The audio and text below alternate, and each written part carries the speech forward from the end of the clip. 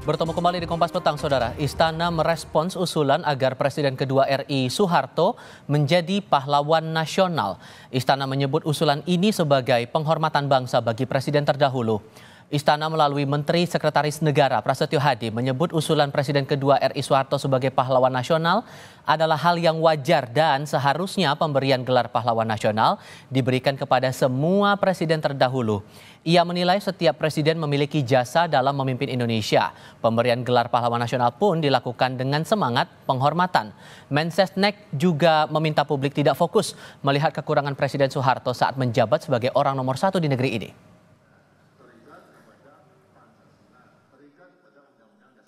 Menurut kami, ya, mantan-mantan presiden itu sudah sewajarnya untuk kita mendapatkan penghormatan dari bangsa dan negara kita. Jangan selalu melihat yang kurangnya, kan kita lihat prestasinya. Sebagaimana Bapak Presiden selalu menyampaikan bahwa kita itu bisa sampai di sini kan karena prestasi para pendahulu-pendahulu kita. Mulai dari Bung Karno dengan segala dinamika dan permasalahan yang dihadapi masing-masing. Kemudian Pak Harto, Pak Habibie, dan seterusnya. Gus Dur, Bu Mega, Pak SBY, Pak Jokowi, semua punya jasa, tidak mudah. Menteri Sosial Saifullah Yusuf menegaskan saat ini sedang mengkaji usulan nama Presiden kedua RI Soeharto dan Presiden keempat RI Abdurrahman Wahid sebagai calon pahlawan nasional. Usai tahap pengkajian dengan para akademisi, sejarawan, dan tokoh-tokoh masyarakat rampung, maka hasil kajian ini akan dibawa ke Dewan Gelar lalu diserahkan ke Presiden. Kaji lagi di Kementerian Sosial juga dipastikan lagi lewat beberapa tokoh, mulai dari akademisi, sejarawan, juga kita tokoh-tokoh masyarakat ya, yang bersama-sama mendiskusikan usulan-usulan dari daerah. Nah, setelah itu kami nanti akan lanjutkan ke Dewan Gelar. Dewan Gelar nanti akan dikaji lagi dan baru selanjutnya ke Presiden.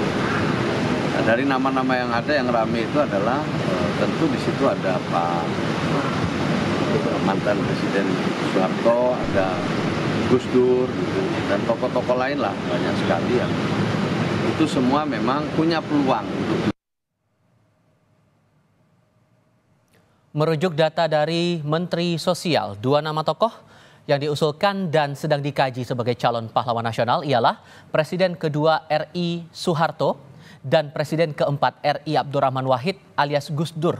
Usulan diberikan oleh sejumlah kepala daerah dan akan dikaji oleh kalangan akademisi dan tokoh masyarakat sebelum dibawa ke Dewan Gelar.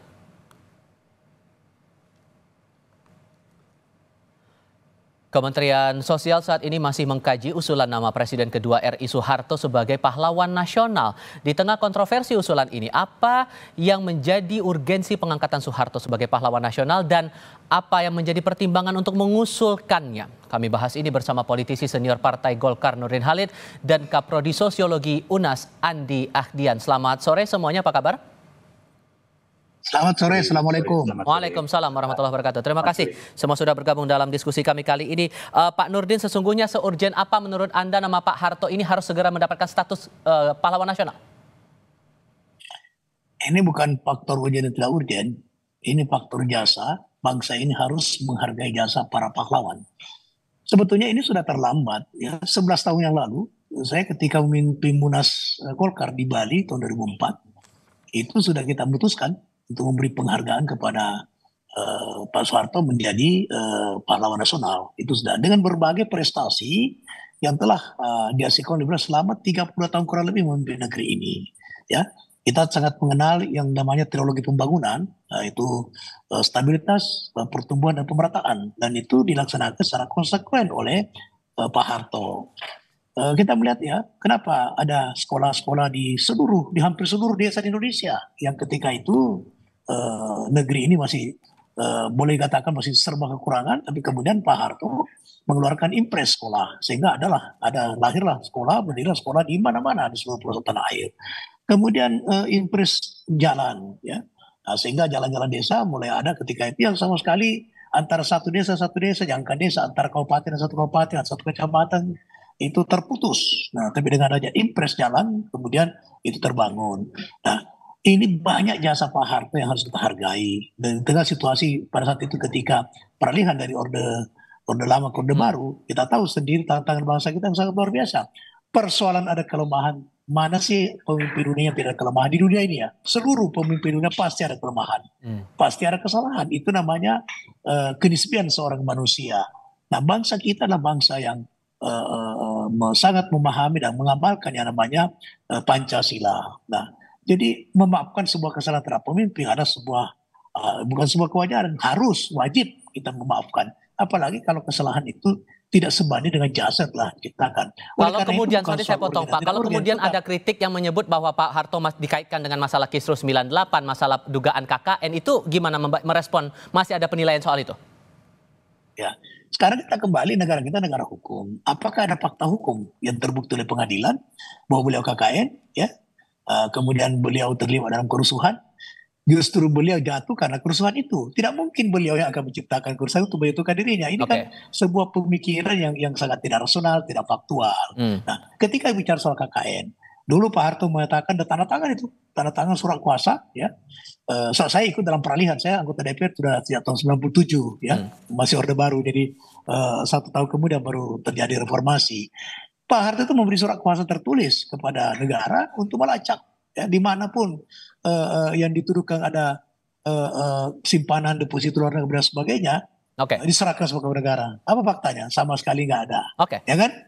Kemudian beliau pernah diperiksa Kejaksaan Agung dan tidak pernah ada keputusan hukum bahwa beliau adalah KKN. Oleh karena itu, jangan kita menciptakan sesuatu yang hanya meraba-raba, jangan kita menuduh sesuatu yang bersifat fitnah. Mari kita lihat fakta apa yang telah beliau lakukan. Dan beliau sejak menjadi presiden sampai menjadi presiden, kita lihat dengan kasat mata beliau hidupnya sangat sederhana.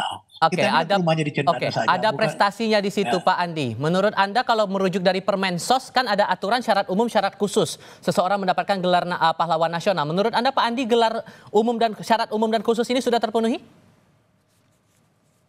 Saya kira ini masih bermasalah ya. Kita harus berpikir secara kritis tentang soal ini. Dan ini kan setiap tahun muncul. Saya percaya sebenarnya nanti di tim ahlinya. Saya pernah di sana gitu ya. Ada diskusi yang mendalam tentang ini dan mereka akan bicara secara bijak tentang masalah ini. Problem dari tema ini kan seperti tadi disampaikan oleh Pak Nurdin Halid bahwa pasti ada jasanya. Ya, ada jasanya lah sebagai orang. Dia juga tokoh sejarah penting dalam sejarah kita. Sebagai sejarawan, saya tidak bisa menisbikannya. Tapi kita juga harus melihat bahwa sejarah itu adil ya. Kita harus menempatkan segala sesuatu dalam proporsinya. Jadi katakan lagi, tadi disebut reformasi. Kalau pertanyaan saya, untuk apa reformasi terjadi? Mengapa mahasiswa mengorbankan dirinya turun ke jalan saat itu untuk meminta Soeharto mundur? Ada apa di situ? Itu suatu sejarah yang juga saya akan sampaikan sebagai satu, kalau dalam ini artinya historical circumstances itu jelas, kita bisa melihat bahwa ada satu catatan tentang itu. Maka saya kira ini nggak bijak ya untuk bicara tentang ini adalah suatu isu yang secara politik terus dibahas gitu, tapi kita nggak pernah maunya apa gitu. Kan lagi untuk dijelaskan. So, Anda mau bilang bahwa itu menjadi tolak ukur bahwa sebetulnya Pak Harto harus dipertimbangkan lagi kalau mau dapat gelar? Ya, begitulah. Jadi karena Anda harus mengait ya, misalnya step sosok. Itu akan dilihat gitu bagaimana kiprahnya dan bagaimana misalnya kaitan yang paling besar dari Soeharto adalah terjadi kami coba ini. Yang Pak Nurdin, meresponnya gimana Pak? Masih dipertimbangkan tampaknya menurut Pak Andi? Ya, dipertimbangkan itu dalam konteks objektivitas dan subjektivitas, ya, bukan serta merta diberikan. Tapi begini, kita harus jujur mengatakannya.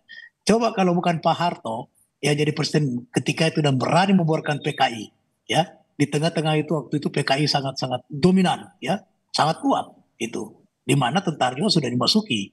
Nah, coba kalau Pak Harto tidak berani membuarkan PKI, apakah negeri kita tidak menjadi komunis hari ini? Coba kita dengan nalar yang tinggi, ya, dengan hati yang tulus, itu saja salah satu prestasi yang luar biasa di tengah-tengah saat itu, ya, PKI sangat dominan. Coba kalau Pak Harto tidak berani membubarkan PKI, apakah negeri ini tidak menjadi negara komunis? Itu satu fakta yang tidak bisa kita pungkiri. Persoalan ada kelemahan dan jangan kita jadikan sumber bahwa reformasi tahun 98 itu karena kesalahan Pak Harto semata.